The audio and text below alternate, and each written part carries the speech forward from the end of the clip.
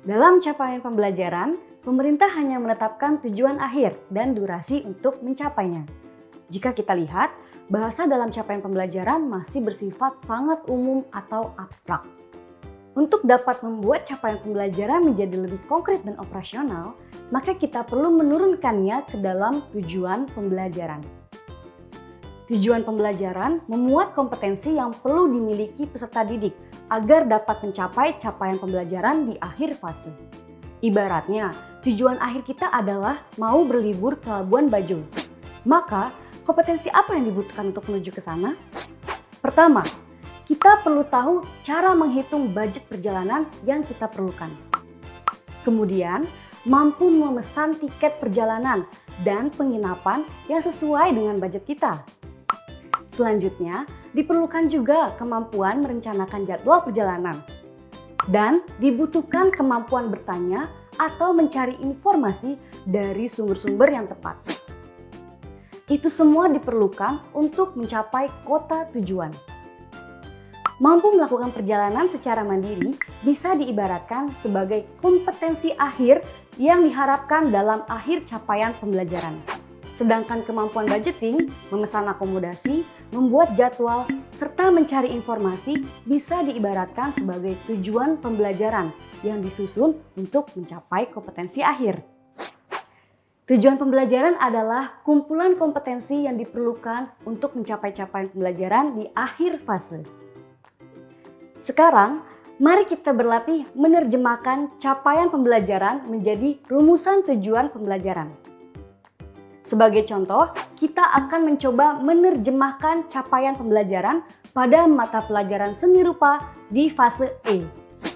Bagi ibu dan bapak yang mengajar mata pelajaran lain, dapat tetap mengikuti strategi yang dijelaskan dalam video ini, karena prinsip yang digunakan tetap sama. Dalam merumuskan tujuan pembelajaran, kita perlu melihat kalimat capaian pembelajaran per elemen. Temukan kata kerja operasional atau KKO yang terdapat dalam kalimat tersebut. Gunakan KKO tersebut sebagai kata pertama dalam rumusan tujuan pembelajaran. Satu tujuan pembelajaran hanya memuat satu KKO dan dapat memuat lebih dari satu konten atau lingkup materi sesuai yang tertera pada capaian pembelajaran elemen tersebut. Bapak dan Ibu guru dipersilakan untuk memadatkan atau memilih KKO yang mungkin lebih efektif. Mari kita praktikkan pada elemen mengalami dalam capaian pembelajaran seni rupa fase E.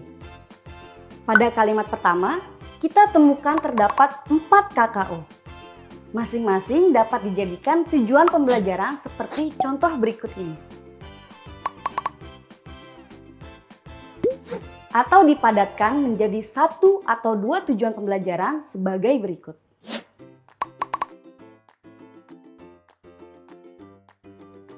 Mari kita lihat contoh yang lain, yaitu pada elemen berdampak.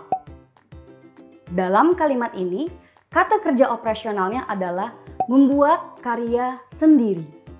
Maka, kalimat ini bisa kita turunkan langsung menjadi tujuan pembelajaran sebagai berikut.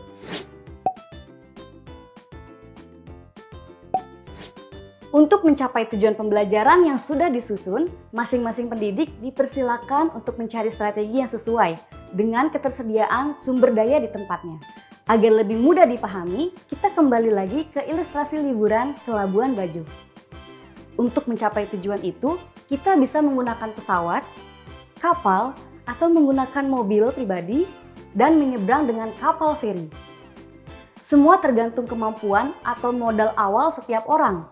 Cara apapun yang digunakan, tujuannya sama, yaitu pergi ke Labuan Bajo. Inilah yang disebut sebagai strategi pembelajaran. Penyusunan strategi ini dituangkan dalam rancangan pembelajaran, seperti rencana pelaksanaan pembelajaran atau modul ajar. Misalnya, tujuan pembelajarannya adalah menerapkan prinsip proporsi dalam karya. Dalam modul ajar, Bapak Ibu guru akan memiliki keleluasaan memilih cara membangun kompetensi menerapkan proporsi. Misalnya melalui kegiatan menggambar dan membuat karya seni 3 dimensi menggunakan skala dan garis bantu. Contoh-contoh atau inspirasi strategi lainnya bisa dipelajari di buku panduan guru atau modul ajar ibu dan bapak guru.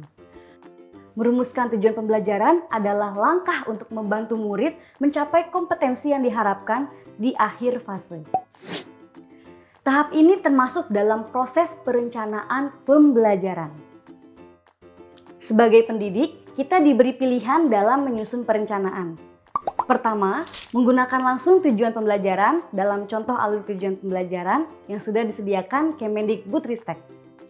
Kedua, memodifikasi tujuan pembelajaran dan alur tujuan pembelajaran dari contoh yang disediakan.